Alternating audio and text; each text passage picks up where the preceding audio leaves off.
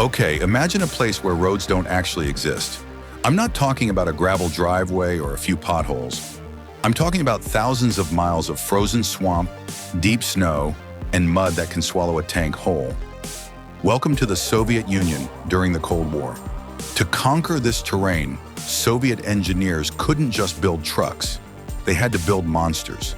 We are talking about vehicles the size of houses, powered by ship engines, designed to carry nuclear missiles to the ends of the earth.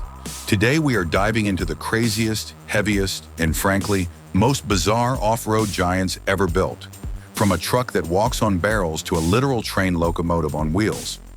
You are not going to believe the last one on this list. Buckle up, it's about to get heavy.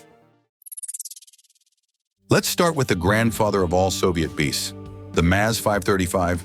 If you grew up in the West watching the news in the 60s, this is the truck you saw hauling massive missiles through Red Square. It was an 8x8 giant designed for one thing, getting heavy hardware to places where even goats would be scared to walk. It had a massive 39-liter tank engine. Yes, 39 liters.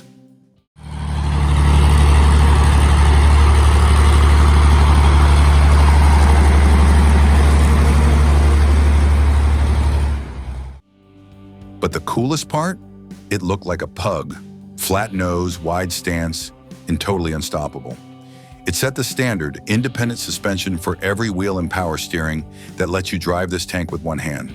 It was the beginning of an era, but compared to what came next, it was just a toy. As the missiles got bigger, the trucks had to grow. Enter the BelAZ 547. This thing was built for the Pioneer Missile Complex. It's nearly 56 feet long and has 6 axles.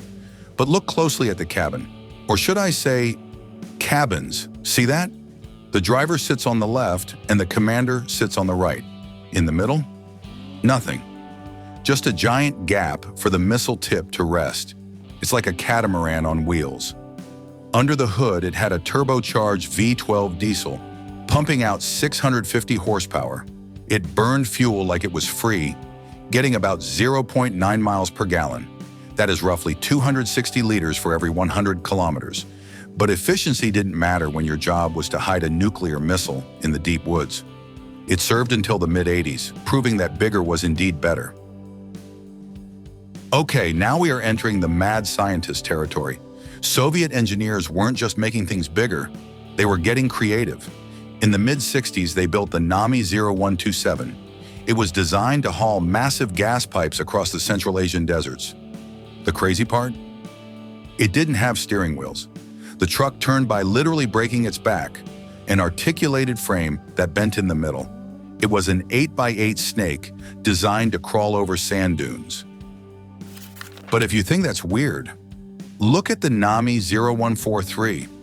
Built in 1968, this was a dump truck designed for swamps. Instead of tires, it rolled on giant pneumatic rollers, basically huge rubber barrels filled with low-pressure air. It looked like a cartoon vehicle. The idea was to float over the mud. It worked in the Crimean salt marshes for 15 years, but it was just too specialized and expensive to mass produce. Back to the military giants. In 1987, the Bryansk factory rolled out this beast, the BelAZ 69481M. It was a 10-wheel monster powered by 2 KAMAZ engines working together. It was fast, powerful, and ready for war, carrying the Volga tactical missile. But its biggest enemy wasn't mud or snow, it was politics. Just as it was finished, the US and USSR signed the INF Treaty, banning medium-range missiles. Overnight, this incredible machine became unemployed. Only one prototype was ever made. It's a sad story of great engineering meeting bad timing. Now let's talk about pure, brute strength. You know BelAZ for their mining dump trucks, but in 1990 they went insane and built the BelAZ 75501. This was the largest dump truck in Soviet history. It weighed 480 tons fully loaded. To move that much rock, it needed a locomotive engine, a V12 generating over 3,000 horsepower. It was articulated, meaning it turned by bending the chassis, which is terrifying when you are the size of an apartment building.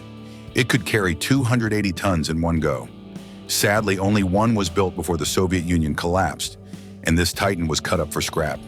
A tragic end for a metal king. And now, the heavyweights, the absolute units. First, the MAZ 7904, codenamed Celina. This was designed to carry a 100-ton rocket. To power it, they didn't use a truck engine. They used a ship engine. I am not kidding. A 1,500 horsepower marine diesel. It was 32 meters long and so wide it took up 2 lanes of traffic. To keep it secret, the Soviets pretended it was a transporter for the space program at Baikonur. But even that wasn't enough. They needed more wheels. Meet the MAZ 7907, 24 wheels, all of them driven. This is the only vehicle in history with a 24 by 24 arrangement. It used a gas turbine engine from a T-80 tank to generate electricity, which powered 24 individual electric motors in the wheels. It moved like a giant centipede. Today, the only surviving pieces of these legends are being restored in Belarus. It is the peak of Cold War engineering. I promised you a finale, and I always deliver. Look at this. Just look at it. This is officially a test bed, but everyone calls it Mashka. What you are seeing is a 120-ton diesel locomotive body welded onto the chassis of a nuclear missile carrier. Why? Because they could. Actually, in the early 2000s, engineers needed to test electric transmissions for new giant dump trucks. They needed a massive power generator. Someone looked at a train and said, "Let's put wheels on that." Each wheel has its own electric motor, powered by the locomotive's generator. Watching this thing drive down a road breaks your brain.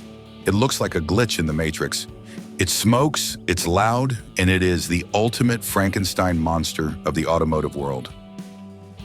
From 24-wheel centipedes to trains driving on asphalt, these machines are reminders of a time when ambition had no limits and fuel economy was just a myth.